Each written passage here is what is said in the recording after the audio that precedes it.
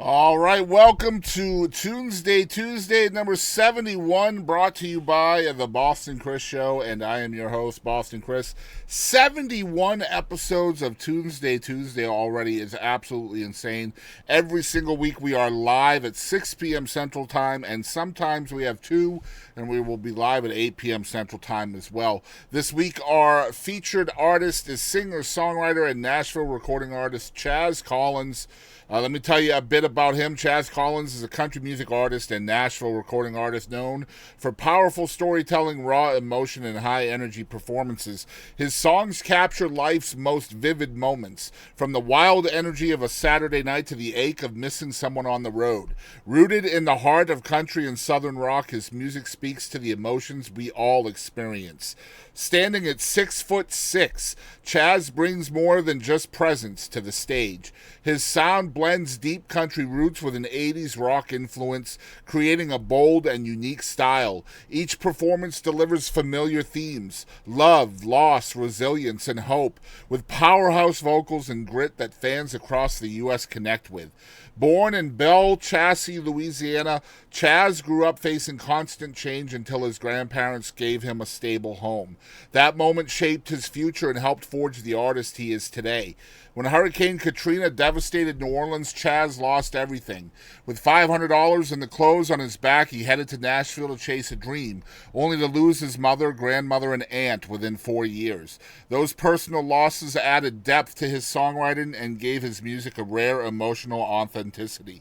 Since launching his career, Chaz has played over 3,500 shows across 43 states, building a loyal grassroots fan base that spans the country.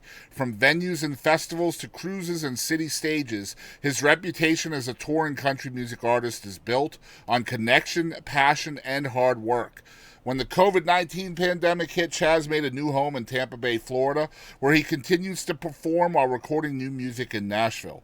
His upcoming releases reflect everything he's lived, survived, and shared with the fans who've supported him on the road.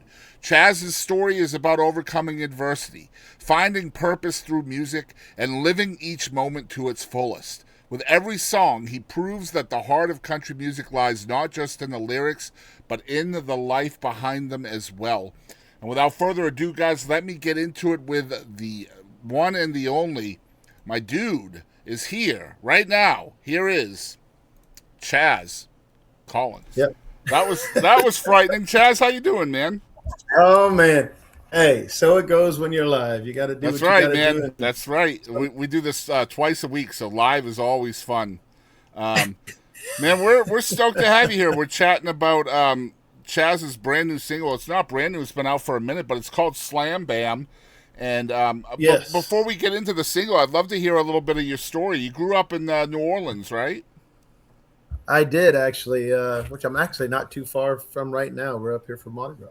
Okay, Uh, very cool. but yeah, I'm from New Orleans. Well, Belle Chasse, Louisiana, just south of New Orleans, about 20 minutes on the other side of what they call the GNO, Mississippi River Bridge. Yeah. And yeah, I grew up in a little small town called Belle Chasse, and believe it or not, got my start in a little 99 person hole in the wall bar called the Blue Angel. Not too many Uh, people would know that there is a south of New Orleans that doesn't include water. That's true, man. That's true. Absolutely. Uh, and then, so I started off commercial residential plumber. I was going to trade school, and Katrina hit. And when they came across the TV and said, "Hey, pretty much, if you don't leave, you're probably not going to make it. And if you do, we're not coming to get you. We're telling you to leave." And when they said that, I was like, "Okay, there's no chance I'm taking here. I've ridden out some of the hurricanes before, and I'm like, nope." So I went to Pensacola for a night, and when I realized I could not get back in the city, and they were like, "There's nothing for you to really come back to," and I was like, "Well," called my family as soon as I could, or sent them a text actually because they got it 2 days later. Sent them a text as I'm moving to Nashville, and I literally went to Nashville, man, and the rest is history. Was music part of what you were doing prior to that, like in the New Orleans area as well? So I had put together a an 8-piece band, which obviously I didn't understand the logistics of making money in the music Right. business, putting an 8-piece band together the first time. Uh, but I put a band together, and but no, I was doing plumbing, and I had a couple of, like, I wouldn't say full shows, but like I was having me and a couple of my musicians sit in with other bands on Bourbon Street and stuff like that. And I just realized that culturally, Louisiana or New Orleans even was not um, into country enough for me to sustain a career there in Sure. country rock. I mean, they were more jazz and blues and folk. There just wasn't a big market for country. Well, I mean, So having yeah, so having in a grown up sense, in that area, how are you? How's country getting to you if there's not much of a market there for it? so so I grew up an '80s rock fan. So Def Leppard, Van Halen, Cinderella, that was my bands growing up, Yeah, right? me too. And my grandparents and my friends and all, they listened to country music. So uh, I'm not ashamed to say I wasn't a huge country fan when I started listening to music and all. As early as what, 7, 8, 9 years old. But uh, when Tim McGraw came out with "Don't Take the Girl," I was up in Tennessee visiting family. Believe it or not, Parsons, Tennessee, little town between Memphis and Nashville. And my cousin's like, "You got to hear this song," and I'm like, "Okay." Like, really, really excited over a song. Okay, and so I listened to it, and it was "Don't Take the Girl" by Tim McGraw. And that evening, I went and bought the little cassette. Now I'm going to show my age. Uh, Went and bought the cassette, and with "Don't Take the Girl" on the front and "Welcome to the Club" on the B side. I mean, that's showing some age too, the B side. Mm-hmm. Um, and that song, I listened to it so much I could mimic his voice. It was just, I loved that song. That song is literally what brought me to country music because it has such an awesome story.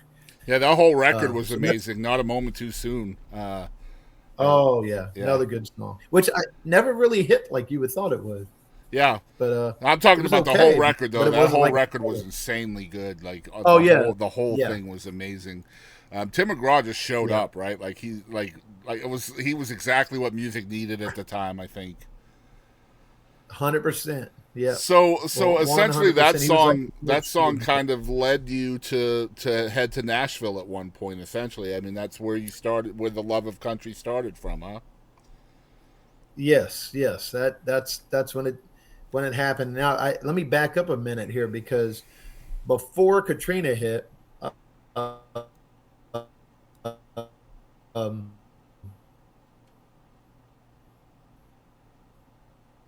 when that song came out,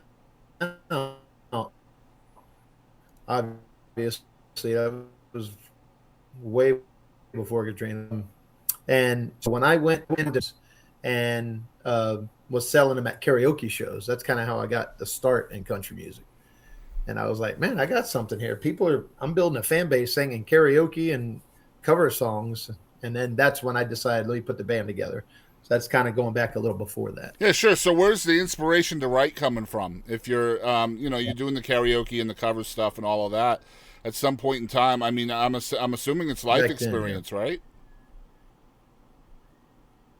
It is a lot of it's life experience. I'm a fool for a ballad, man. A Sure. ballad and a story is just something I love. And obviously, you can't do a show full of nothing but ballads because you don't want to do a snooze fest. People want to be entertained. Um, but a lot of my writing is life experiences or experiences I've seen others go through. Or, for instance, there's a song coming up in the next couple of months that we're going to release called "Before You Go," and it was written about a movie. My wife told me, "Hey, you got to see this movie before you go," and I didn't get a chance to watch it at this time. She kind of told me a little bit of the plot, and I was like, "I'm going to write that song." And got with my guitar player at the time, and we got it together and put it together, and it's going to make women tear up more than a Notebook.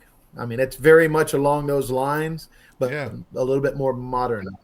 That's what's up. You're So talking I'm about excited. ballads, and I mean the song we're here to chat about this week is very much not a ballad. It's very much a No, dancing kind of song, right? But Yeah. before we get into that song, I used to ask this question as part of like the emails and back and forth before the show, but I've decided I'm with you. You're going to be my guinea pig, Chaz. We're going to start doing this in real time. What is your song obsession right now? What song are you obsessed by Okay, let's currently? do it.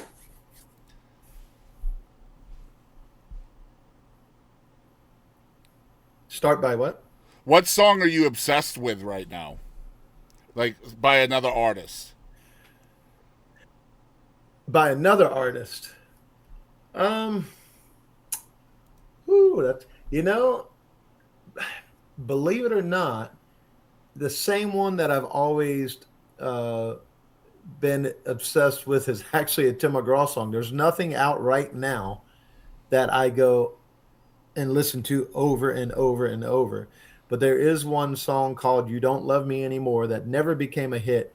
And I've been obsessed with that song since the day it come out, probably just as much as Don't Take the Girl. You Don't Love Me Anymore is the There's name of it, nothing, huh? You Don't Love Me Anymore. Killer, killer song. That should have been huge. I mean, that should have been as big as Live Like You Were Dying. Don't Take the Girl. It should have been as big as all those. Yeah, isn't it But crazy I've been how like the obsessed. deep cuts are the ones we love the most? Yep. Yeah. Yep. But it has meaning, man. I think that's why there's nothing in it. This is not a, this is, I'm a big wrestling fan. So if you know what a Same. shoot is, this Yeah. is not a shoot on anyone.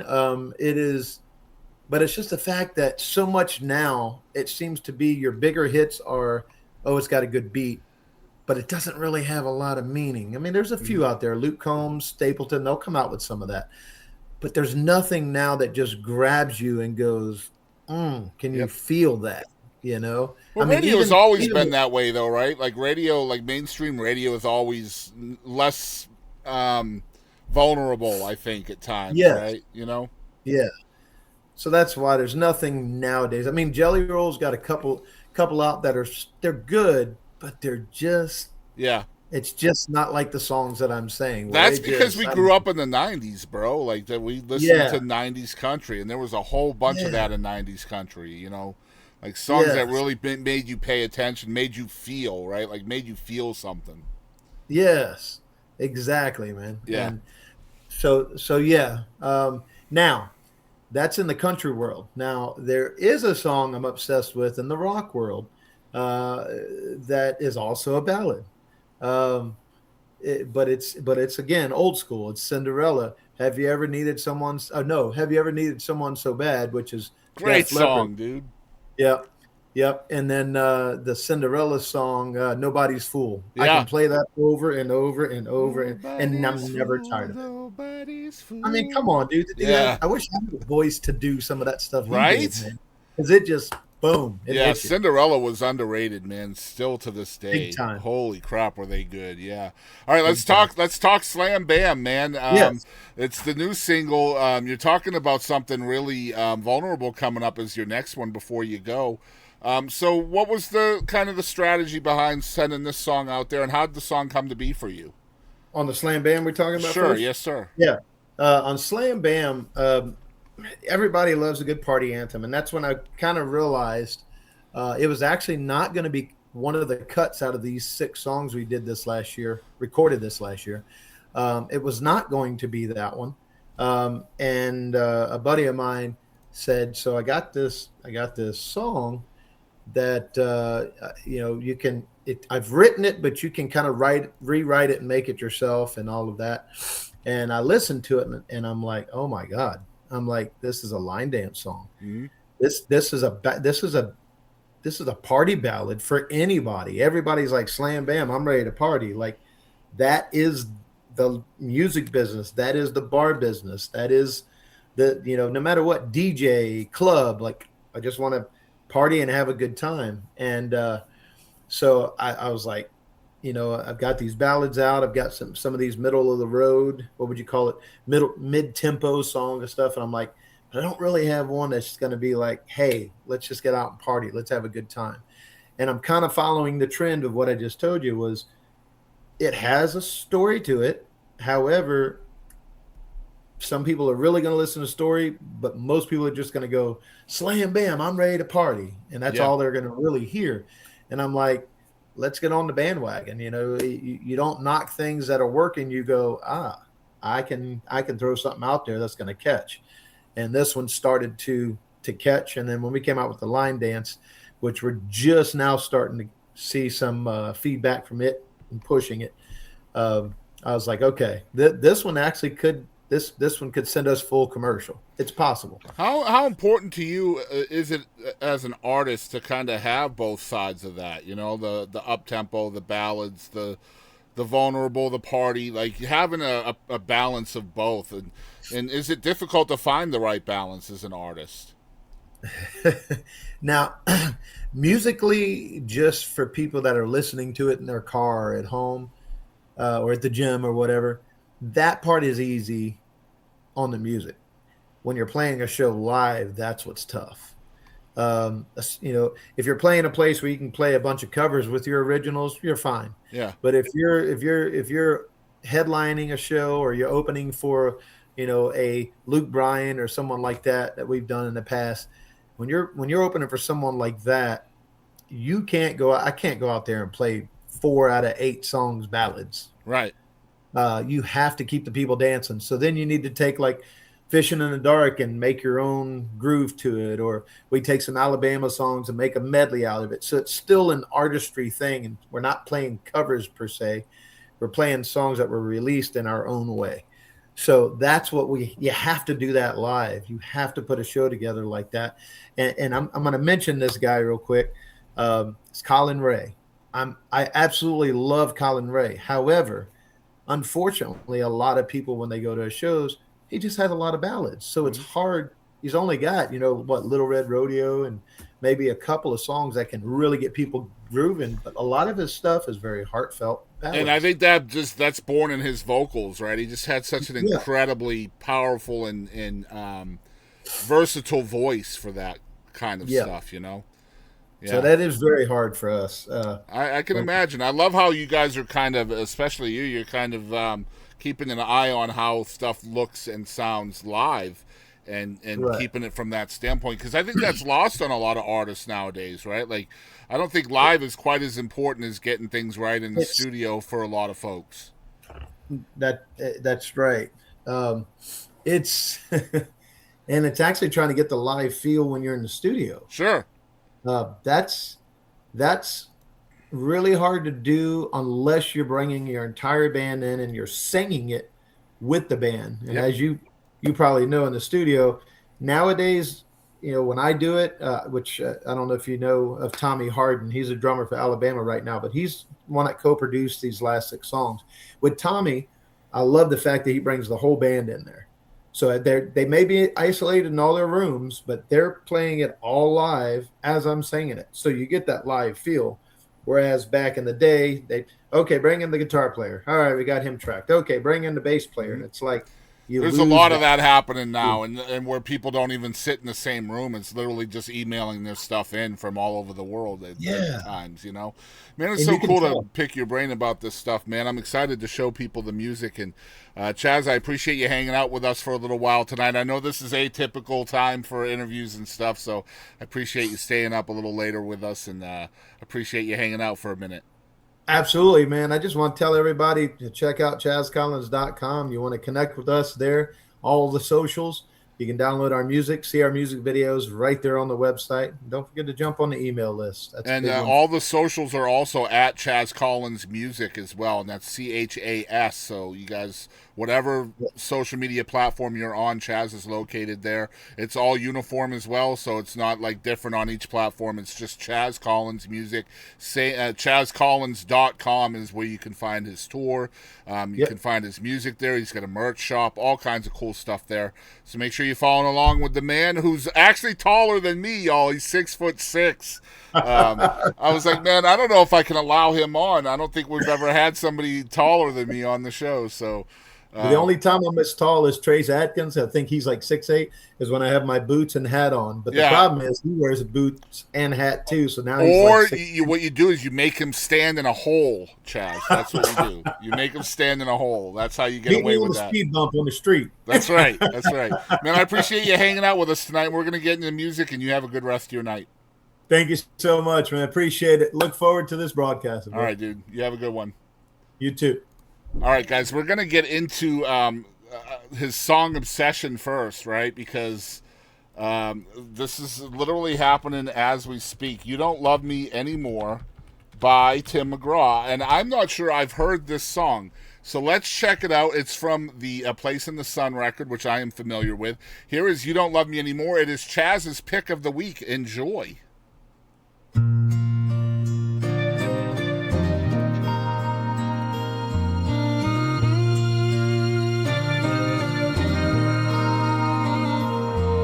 She walks over to him and she says, "Do you remember me?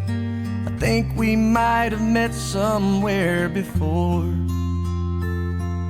Southern Carolina is the place that comes to mind, but hey, I guess you never really can be sure. Oh, there's nothing like a true love to go and make a fool of someone just like before. And right there for a minute, I forgot that you don't love me anymore.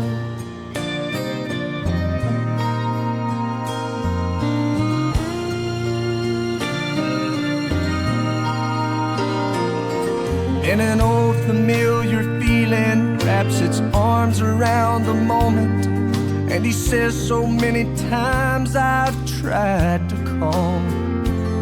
Well, you'd think it's been a lifetime. It's been 2 years since I've seen you, but it seems just like no time's gone by at all. Well, there's nothing like a real love to give you back the feel of someone just like before. Right there for a minute, I forgot that you don't love me anymore. Oh, and how far we'll travel for a place to heal our hearts.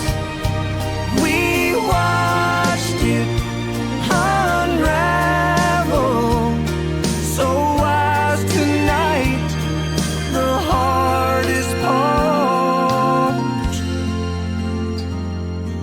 says the weather's changing and it's icing up the highway, so I guess it's time for me to hit the road.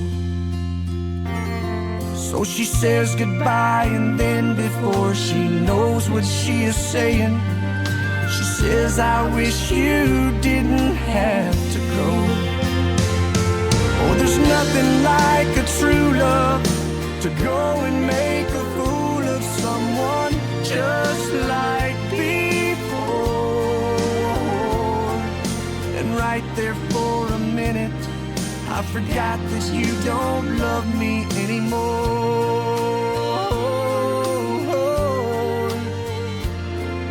And right there for a minute, I forgot that you don't love me anymore.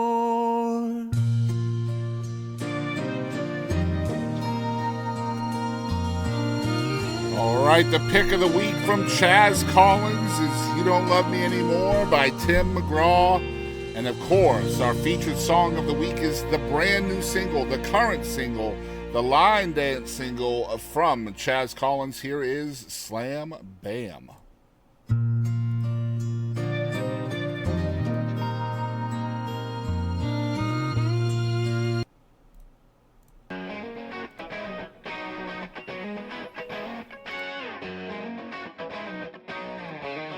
Let's go.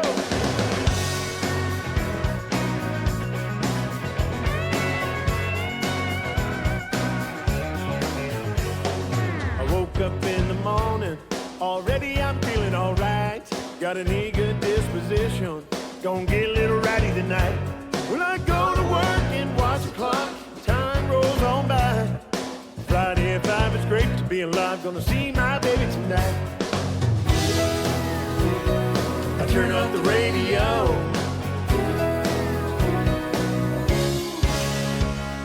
I take her by the hand and off we go.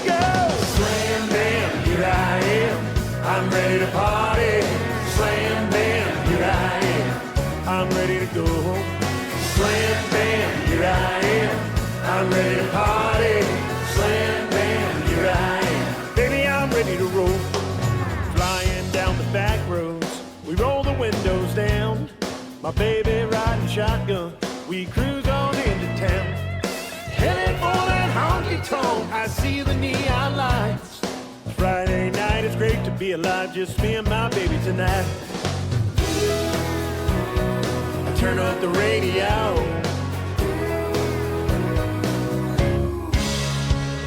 I take her by the hand and off we go. Slam bam, here I am. I'm ready to party. Slam bam, here I am. I'm ready to go. Slam bam, here I am. I'm ready to party. Slam bam, here I am. Baby, I'm ready to roll. There's something in the way she's dancing. It makes me wanna lose control right now.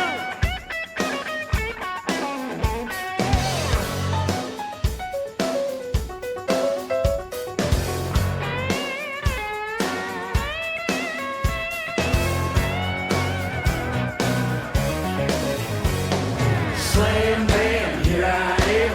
I'm ready to party. Slam bam, here I am. I'm ready to go. Slam bam, here I am. I'm ready to party. Slam bam, here I am. Baby, I'm ready to roll. Slam bam, here I am. I'm ready to party. Slam bam, here I am. I'm ready to go. Slam bam, here I am. I'm ready to party. Slam bam, here I am. Baby, I'm ready to roll. Slam bam. Slam bam, ladies and gentlemen, from Chaz Collins right here on Tunesday Tuesday, number 71.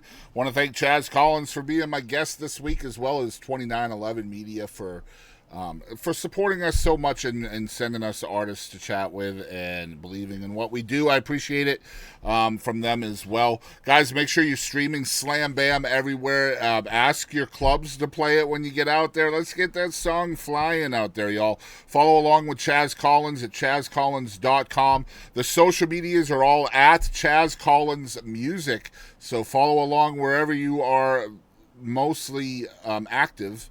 And that's the best way you can support an artist, that and streaming their music. Next week, we will have Caitlin Croker here.